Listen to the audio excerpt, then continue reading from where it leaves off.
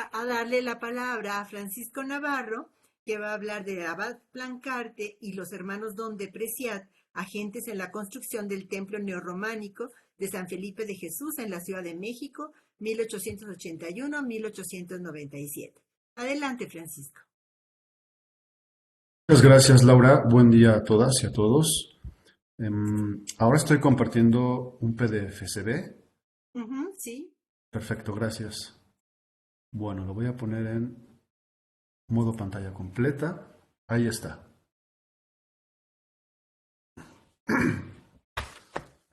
Gracias. Bueno, yo he traído esta ponencia que se titula El Abad Plancarte y los hermanos Don de Preciat, agentes en la construcción del templo neorrománico de San Felipe de Jesús, aquí en la Ciudad de México, 1881-1897. Bueno, la construcción del expiatorio de San Felipe de Jesús comenzó en el año de 1885. Este fue el primer templo católico edificado en la Ciudad de México durante la segunda mitad del siglo XIX. Esta obra de arquitectura historicista románica fue el resultado de un proyecto político y religioso emprendido por una efectiva red de agentes vinculada a la oligarquía porfirista de la Ciudad de México. Dicha red estuvo conformada principalmente por el presbítero José Antonio Plancarte y La Bastida, quien por aquel entonces fungía como abad de la Basílica de Nuestra Señora de Guadalupe. Por otra parte, conformada por el jurista, político y empresario campechano Rafael Don de Preciat, así como por su hermano Emilio Dondé, arquitecto y encargado del diseño y de las obras de construcción del templo. A este grupo habría que integrar la agencia en menor medida de otros colectivos y personajes, tales como la feligresía local, por supuesto, la Orden de Padres Operarios Diocesanos, el empresario español Félix Cuevas, Carmen Romero Rubio, esposa de Porfirio Díaz, o el arzobispo de México, Pelayo Antonio de la Bastida y Dávalos, por cierto, tío por línea materna del abad Plancarte.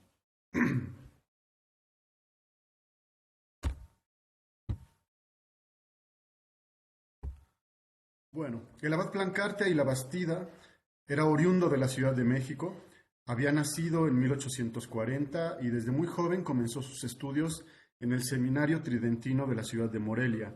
A sus 10 años fue llevado al Colegio de Santa María de Oscott en Birmingham, Inglaterra. Allí estudió ciencias, historia, filosofía y música, pero sobre todo conoció de primera mano y en pleno apogeo el desarrollo del diseño y de la construcción de la arquitectura historicista basada en los estilos medievales, principalmente en el gótico.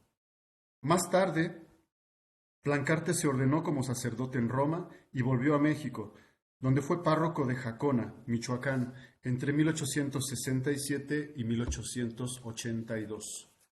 Durante sus 15 años en Jacona, Plancarte fue un activo agente religioso que, entre otras cosas, destacó por su labor como impulsor en la construcción de diversos edificios que albergaron actividades religiosas, educativas y de servicios de ayuda social. El talante en el diseño de todos estos edificios, como podemos verlo en esta imagen, construidos por Plancarte, fue el del historicismo gótico, mismo que integró a la entonces pequeña población de Jacona y que todavía hoy definen en buena medida el carácter del paisaje urbano de su centro histórico. Hacia el año de 1882, Plancarte se trasladó definitivamente a la Ciudad de México para ejercer el cargo del abad de la Basílica de Guadalupe y para comenzar nuevos proyectos edilicios. Ahora bien, por su parte, Emilio Don de Preciat, nació en Campeche el 12 de septiembre de 1849 y fue el noveno de 12 hijos procreados por el matrimonio entre José Nazario Dondé Estrada y Juana Preciat Buenfil. Emilio se trasladó desde muy joven a la Ciudad de México con el propósito de estudiar. En 1865 fue aceptado en la Academia de San Carlos, donde fue alumno sobresaliente en las materias de geometría descriptiva, mecánica analítica y composición. En 1870 se graduó como ingeniero arquitecto y comenzó a desarrollarse profesionalmente como constructor de proyectos arquitectónicos, como docente en la Escuela Nacional de Ingenieros y como funcionario también en el ayuntamiento de la propia Ciudad de México. Finalmente, Rafael Donde Preciat fue un prominente político, abogado y empresario que construyó una gran fortuna y capital político en la Ciudad de México durante los regímenes de Juárez y Porfirio Díaz. Sus cargos más importantes fueron el de diputado, presidente del Senado, presidente del Ferrocarril del Valle de México y presidente del Banco de Londres en México. Rafael fue, además, el hermano mayor del arquitecto Emilio Donde, a quien el abogado apoyó desde sus inicios como profesional, encomendándole numerosos proyectos que incluyeron construcción, reformas y remodelaciones a casas y despachos comerciales de su propiedad en la Ciudad de México. Ahora bien, ¿cómo surge el proyecto de construcción del templo expiatorio? Bueno, en principio habría que decir que el templo expiatorio de San Felipe de Jesús fue ante todo un proyecto político y religioso. Fue un proyecto en el que estuvieron involucrados como comitentes el abad José Antonio Plancarte y Rafael Donde Preciat. Este último, como veremos, incorpora a su hermano menor, Emilio Donde, como arquitecto a cargo del diseño y como director de las obras de construcción. De esta forma, se constituyó una pequeña red de agentes impulsores del nuevo proyecto. Para llevar a cabo aquella empresa, tuvieron que reunirse varias condiciones. La primera de ellas, contar con un terreno con la capacidad para albergar la edificación de un templo de importantes dimensiones. Aquel terreno era el lote número 3 del exconvento de San Francisco, un predio que se había mantenido ocioso durante 2 décadas, pasando por diferentes manos privadas desde su nacionalización en 1860. El lote número 3 se localizaba convenientemente en la primera calle de San Francisco, entre el portal del Templo Mayor de San Francisco y la calle de Gante. Hacia febrero del año de 1881, las redes personales y de negocios de Rafael Donde le permitieron adquirir el predio, así como la antigua capilla de Aránzazu, que por aquel entonces todavía se mantenía en pie dentro del predio. El trato lo realizó con la última propietaria de este predio, la señora Guadalupe del Palacio. La cantidad acordada por el lote fueron 18,409 pesos. A 4 años de la adquisición del terreno, hacia mediados de junio de 1885, Rafael cayó fuertemente enfermo. Para ese entonces, Rafael tenía ya 53 años y había asistido como funcionario del Estado a la desamortización de los bienes de la Iglesia y a la desarticulación del convento de San Francisco. Más tarde, en 1877, rechazó la investidura de Porfirio Díaz como presidente por considerarla antidemocrática, dimitiendo al cargo de presidente del Senado y retirándose al mundo de los negocios donde encontró reconocimiento y fortuna. En razón de la repentina enfermedad de Rafael y de la necesidad de ciertos servicios espirituales, el empresario y José Antonio Plancarte tomaron estrecho contacto. Fue durante esta coyuntura cuando el entonces abad de la Basílica de Guadalupe le expresó su deseo de llevar a cabo un proyecto que contemplaba la construcción de un nuevo templo, dedicado a la expiación de los pecados nacionales desatados por el liberalismo de las décadas pasadas. Aún con su trayectoria política forjada durante los años más álgidos del juarismo, no sería extraño que en las condiciones médicas de Donde, el proyecto de un templo expiatorio de escala nacional le suscitara particular interés. La empresa de Plancarte no solo le resultaba agradable a nivel espiritual, como expiación o aproximación a la indulgencia en aquel momento de fragilidad, sino también a nivel personal y familiar, ofreciéndole una excelente oportunidad para involucrar profesionalmente a su hermano menor, Emilio, en un proyecto de tan importantes magnitudes.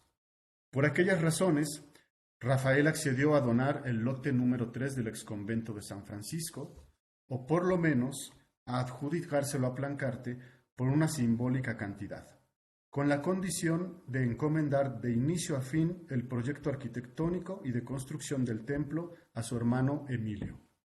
Dicho acuerdo estaría afincado en la confianza entre Donde y Plancarte, donde el primero facilitaba el terreno y una vez terminada la construcción del templo, se desprendería legalmente de él y éste pasaría oficialmente a la propiedad del abad Antonio Plancarte.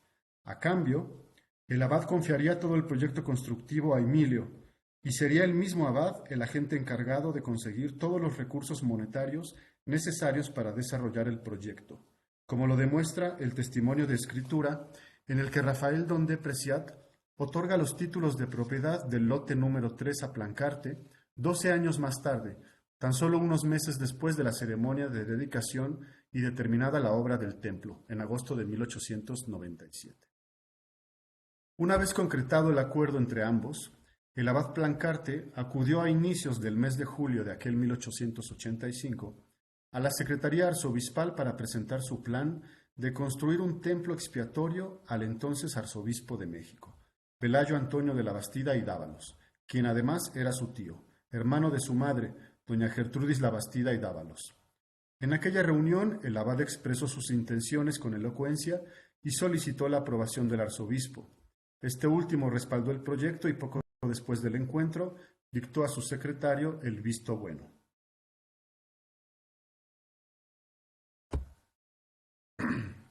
El proyecto de un templo de expiación nacional tenía mucho sentido para el arzobispo, porque encajaba política y espiritualmente con su trayectoria de desencuentros, conflictos y exilio frente a los gobiernos liberales de Comonfort, del propio Maximiliano de Habsburgo, de Juárez y de Lerdo de Tejada. Él mismo había vivido la nacionalización y desarticulación del convento de San Francisco, y sabía que erigir un templo expiatorio sobre los mismos terrenos del antiguo convento constituiría un monumento y un símbolo visible para todo aquel que había osado u osase combatir y desgarrar a la Iglesia Católica Mexicana en aras de la doctrina liberal. Más aún, de la Bastida, Plancarte y Donde sabían muy bien que la construcción de ese símbolo era posible solo y únicamente porque el régimen de Porfirio Díaz, con el que Donde estuvo enfrentado en 1877, había decidido restablecer el diálogo y las relaciones cordiales con el clero. Debemos apuntar que, a excepción del amplio desarrollo del paradigma de la propiedad privada, el liberalismo político de mediados de siglo, en su faceta más radical y de enfrentamiento social, representaba un verdadero lastre para la agenda liberal económica emprendida por el régimen de Porfirio Díaz. Todas las anteriores, aun con sus contradicciones y paradojas, fueron las condiciones que permitieron dar inicio a la construcción del nuevo templo dedicado al protomártir mexicano. Las obras del templo comenzaron aquel año de 1885 y concluyeron 12 años más tarde. La ceremonia de inauguración pública del templo tuvo lugar el 5 de febrero de 1897, día en el que se conmemoraba el tricentenario de la muerte del protomártir San Felipe de Jesús, pero también día en el que se conmemoraban los 40 años de la juramentación de la Constitución Liberal de la República. Para ello, el arzobispo y el abad Plancarte habían expedido desde los meses de noviembre y diciembre un edicto concerniente al nuevo templo. En él se expusieron las razones políticas y espirituales que habían incentivado el proyecto de construcción de un templo dedicado a la expiación nacional. Según el arzobispo Alarcón, cito textualmente, al verse la Francia católica vencida en la sangrienta guerra franco-prusiana, tuvo aquella derrota como un castigo del cielo, y para aplacar la justicia de Dios de los ejércitos, concibió el pensamiento de levantar en Montmartre el célebre templo expiatorio, y con juramento se obligó a edificarlo llamándole por esto el Templo del Voto Nacional. Las demás naciones católicas, encontrándose en circunstancias parecidas, han acudido al llamamiento de sus pastores que los invitaban a desagraviar a Dios, que habían ofendido con sus pecados. Y así, no hay nación europea en donde no se encuentre establecida alguna de esas obras piadosas llamadas de expiación, en las cuales tienen, con mucha razón, fundadas sus esperanzas los que se interesan por el bien de las almas y por la extensión del reinado de Jesucristo. Cierro cita. Alarcón se refería precisamente a la construcción de la Basílica del Sagrado Corazón en París. Este proyecto tenía dos funciones. La primera era construir un templo donde se venerase monumentalmente la memoria de los soldados franceses caídos durante la guerra frente al reino de Prusia. Aquella guerra había marcado el fin del Segundo Imperio francés, el exilio de Napoleón III y la restitución de la República Francesa entre 1870 y 1871. Por otra parte, durante la última etapa del régimen napoleónico, las relaciones con el clero católico francés se habían deteriorado, a tal punto que la victoria del enemigo protestante, prusiano, les resultaba positiva. Bajo aquellas circunstancias, el templo tendría también la función expiatoria de los pecados nacionales cometidos durante el imperio. De esa forma, la basílica comenzó a construirse en 1875, una década antes que el templo expiatorio de Dondé, y no se concluyó sino hasta 1919. La alusión del arzobispo Alarcón al origen del templo expiatorio de Montmartre tenía como objetivo parangonar un periodo de fuerte conmoción en la historia reciente francesa con lo sucedido en México hacía unas décadas atrás bajo los regímenes de Comonfort y Benito Juárez, argumentando así un origen político común entre los proyectos de ambos templos, el del Sagrado Corazón y el de San Felipe de Jesús. Pero el edicto de Alarcón quizá también tenía la intención de reconocer discretamente la figura del presidente Porfirio Díaz, quien había sido una importante figura militar durante la intervención del ejército francés enviado por Napoleón III a México. Alarcón también decía que después de décadas de guerras y revoluciones, la prolongada paz republicana establecida por el régimen de Díaz había sido la clave para la consecución del templo expiatorio de San Felipe de Jesús. A manera de conclusión, diría que el templo construido por el ingeniero Emilio Dondé es un edificio historicista que reinterpreta las formas de la arquitectura románica lombarda, pero supeditada a los modernos sistemas constructivos de la segunda mitad del XIX. El templo tiene una tradicional fachada a saliente, misma que refleja la estructura interior de sus tres naves y su planta basilical con forma de cruz latina. El historicismo elegido para el diseño del templo guarda una estrecha relación con la interpretación del catolicismo decimonónico sobre los estilos románico y gótico, ampliamente difundidos por toda Europa entre los siglos X y XVI. Esta interpretación decimonónica indicaba que los estilos románico y gótico eran los más adecuados para la construcción de nuevos templos, porque sus formas arquitectónicas representaban el estadio más puro y de mayor influencia de la fe cristiana sobre la vida de los pueblos, es decir, el periodo medieval. Por otra parte, la erección del templo dentro de los antiguos terrenos del convento de San Francisco constituyó un símbolo del reposicionamiento social de la Iglesia Católica al término de las afrentas liberales del juarismo. Paralelamente, constituyó una alegoría del restablecimiento de las relaciones de cordialidad alcanzadas entre la corporación religiosa y el Estado mexicano durante el régimen de Porfirio Díaz. Tan solo un año después de la dedicación del templo, el abad Plancarte falleció en la Ciudad de México. Rafael Dondé lo hizo en noviembre de 1911, tan solo unos meses después de la partida de Porfirio Díaz al exilio. Por su parte, Emilio Dondé Preciat, el arquitecto, falleció el 14 de octubre de 1905, de una repentina enfermedad intestinal. Según los diarios de la época, a su muerte, Dondé había terminado y entregado al Ayuntamiento de la Ciudad de México un grandioso proyecto para el ensanchamiento de la ciudad. También había proyectado la ampliación de la Basílica de Guadalupe, proyectos ambos que no logró llevar a cabo.